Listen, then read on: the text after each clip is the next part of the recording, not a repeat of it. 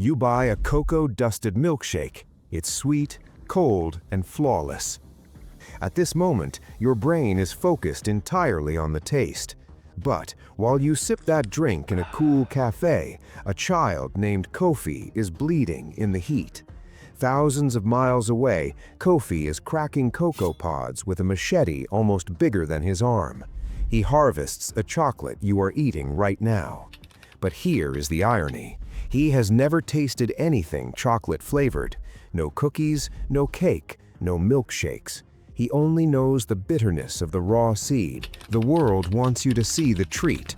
But today, I'm going to show you the trap. Chocolate is one of America's favorite treats, but a CBS News investigation found the cocoa used by candy giant Mars is harvested by impoverished children in Africa.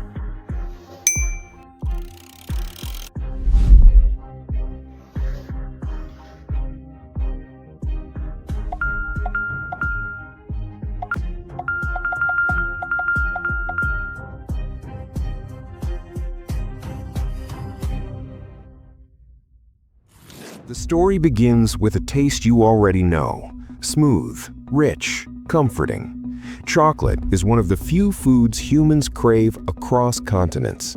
In 2025, the world consumed over 8 million metric tons of chocolate products. Europe alone eats 50% of all chocolate made on Earth. Switzerland leads the pack with nearly 9 kilograms per person every single year.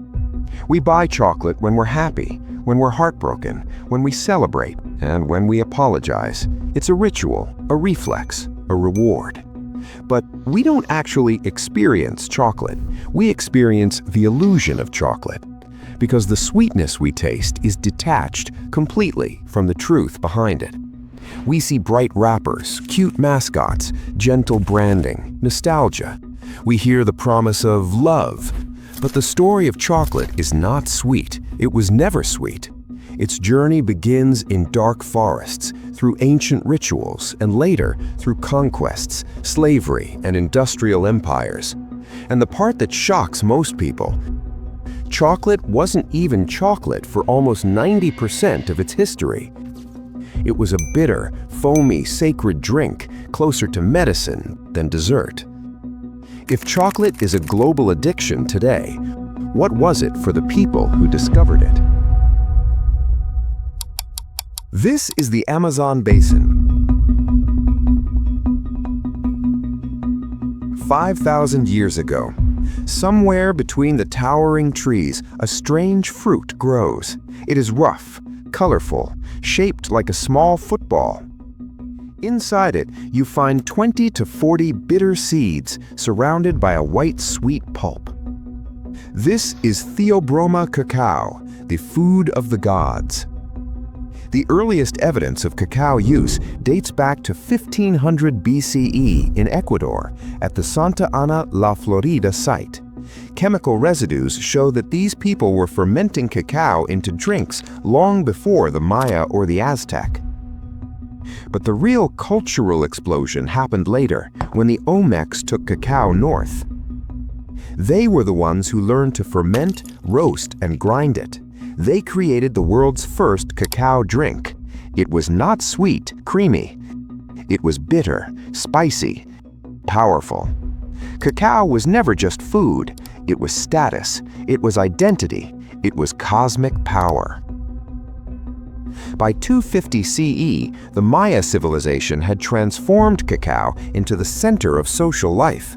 They inscribed their cacao cups with elegant hieroglyphs. They painted murals of kings, bowl in hand, drinking the sacred liquid. By 1200 CE, the Aztec Empire had elevated cacao even further, so far, in fact, that it became literal currency. So early on in cacao's history, it was adopted as a currency throughout Central America and parts of Mexico. It was then, during the colonial period, also part of currency in parts of South America.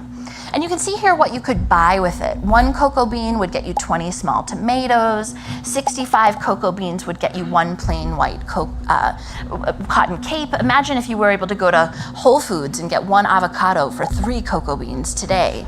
A pretty incredible exchange rate. In this world, you didn't just eat chocolate, you experienced cacao as pure social power.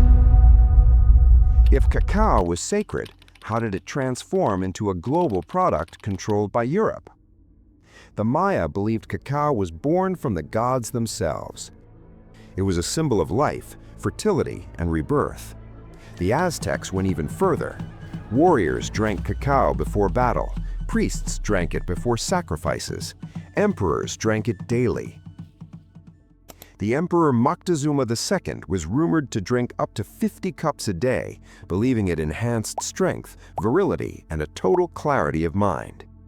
The transformation into the sweet chocolate we know today required one thing: Europe. Cacao didn't simply arrive in Europe, it was taken through conquest, through violence, and through forced labor. 1819, Hernán Cortés steps into the heart of the Aztec Empire and meets Moctezuma. There, he sees it for the first time. The Aztecs present him with chocolatil, meaning bitter water.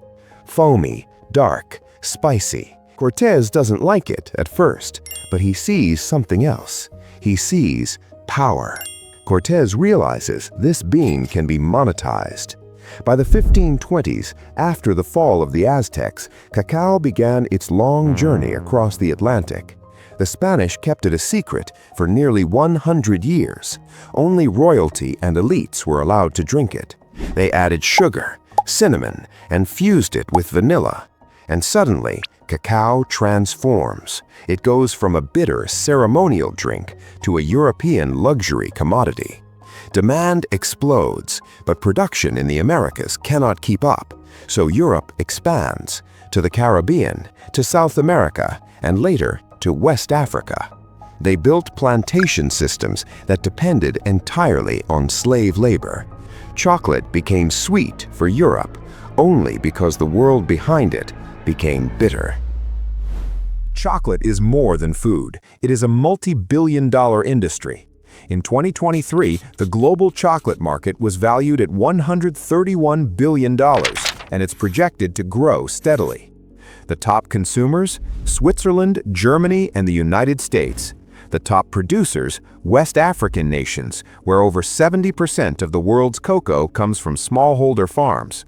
Profit margins for corporations can reach as high as 40 to 50%, while the farmers themselves often earn only 50 cents to $1 per day.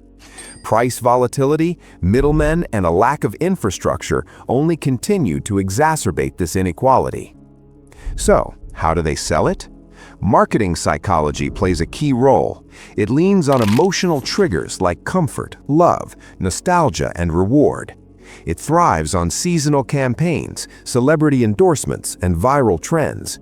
Advertising has made chocolate more than just food. It's an identity, a lifestyle, and a desire.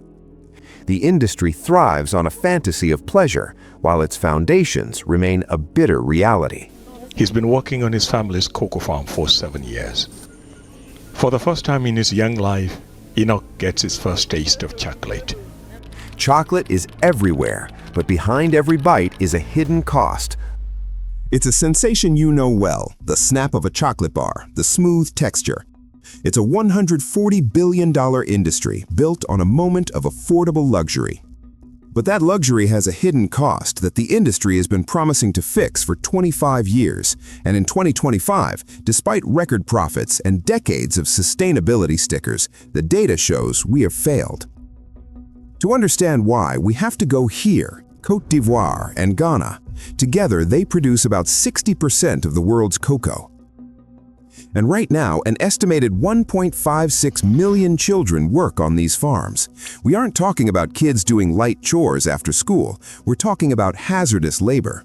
The U.S. Department of Labor defines this work clearly. It involves carrying heavy loads, exposure to industrial agrochemicals, and most commonly using sharp tools like machetes to break open pods.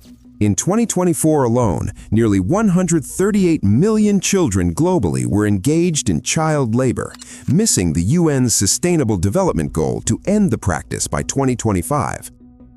In the cocoa sector specifically, the numbers haven't just stagnated. In some areas, they've risen alongside production. So why is this still happening? It started with a promise. In 2001, major chocolate companies signed the Harkin-Engel Protocol. So they created the Harkin-Engel Protocol. It was signed in 2001, and the main objective was to eliminate what they call the worst forms of child labor. But the deadlines kept moving. The reason isn't just a lack of oversight, it's the economics. In the 1970s, cocoa farmers received about 50% of the value of a chocolate bar. Today, it's roughly 6%. Most cocoa farmers in West Africa live below the poverty line, earning less than $1 a day. Many work as farm laborers and earn less than $1 or nothing at all. This creates a poverty trap. When a farmer cannot afford to hire adult labor, they pull their children out of school to work the harvest, or worse.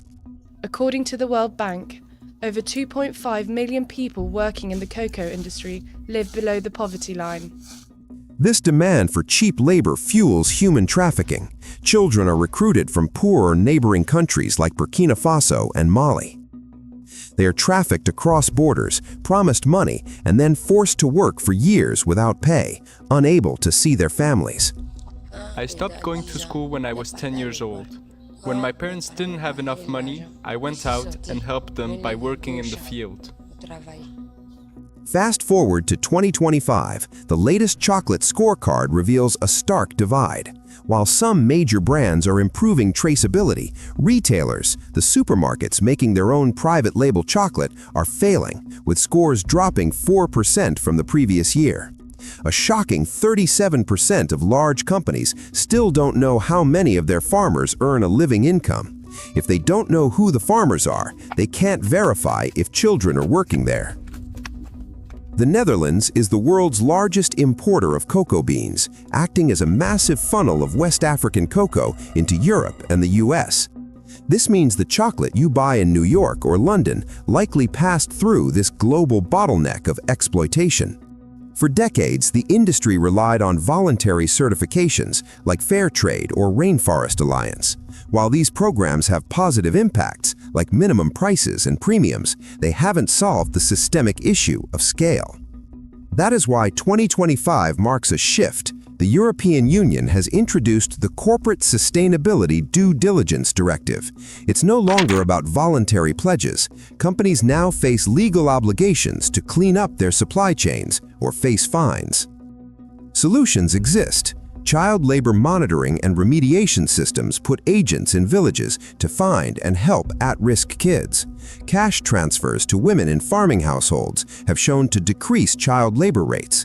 And paying a living income differential, essentially a bonus to pull farmers out of poverty, is crucial. But these solutions cost money, and right now the industry is projected to hit $140 billion in revenue this year. The money is there. The question is no longer how to fix child labor. We know how.